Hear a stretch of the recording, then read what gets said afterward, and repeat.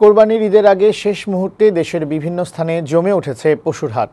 সকাল থেকে রাত পর্যন্ত ক্রেতা বিক্রেতাদের হাঁক ডাকে সরগরম হাটগুলো।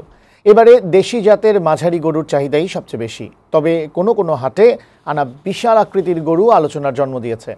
হাটে পশুর দাম নিয়ে ক্রেতা বিক্রেতার মধ্যে রয়েছে মিশ্র প্রতিক্রিয়া। সংবাদদাতাদের পাঠানো তথ্যচিত্রে কানিজ নুসরাতের প্রতিবেদন। দেশের বিভিন্ন জেলায় শেষ সময় জমে উঠেছে গরু ছাগলের হাট।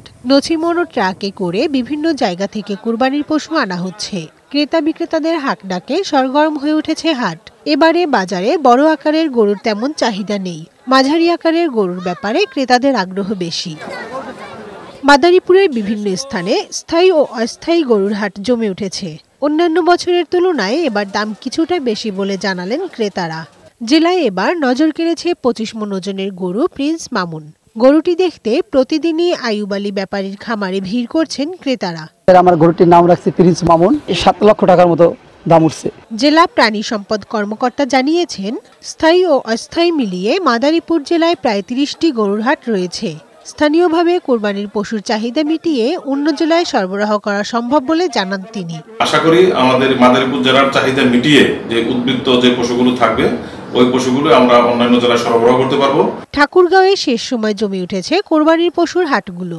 এবারে বাজারে বড় আকারের গরুর তেমন চাহিদা নেই, আর দাম বেশি বলে অভিযোগ ক্রেতাদের।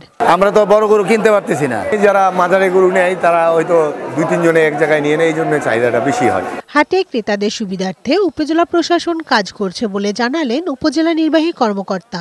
হাটের ইজারাদাররা অবৈধভাবে সরকার নির্ধারিত টোলের চেয়ে অতিরিক্ত টোল আদায় করার একটি প্রবণতা অনেক সময় এই সময়টায় বেশি দেখা যায়, এবং আমরা যখনই অভিযোগ পাই অভিযোগের প্রেক্ষিতে আমরা অভিযান পরিচালনা করি। মৌলভীবাজারের টেংরা বাজার, বাবনা বাজার, সিন্দুরখান, সাগরদিঘি পার, কমলগঞ্জ, জুরি, বড়লেখা ও জেলা স্টেডিয়াম সহ পশুর স্থায়ী হাটগুলো ক্রেতা বিক্রেতার আনাগোনায় সরগরম। শেষের দিকে বেচাকেনা ভালো হবে বলে প্রত্যাশা ব্যবসায়ীদের। নড়াইলে স্বাদ ও সাধ্যের মধ্যে পছন্দের কোরবানির পশু কিনতে ক্রেতারা ছুটছেন হাটে। ক্রেতা বিক্রেতাদের মধ্যে চলছে দর কষাকষি। লাখের নিচে মাঝারি গরুরই চাহিদা বেশি, এই কারণে মাঝারি গরুর দামও বেশি। নড়াইলের প্রাণী সম্পদ কার্যালয়ের তথ্য অনুযায়ী জেলায় এবার কোরবানিযোগ্য গবাদি পশু মজুদ আছে 53,639টি। ডেস্ক রিপোর্ট, বৈশাখী সংবাদ।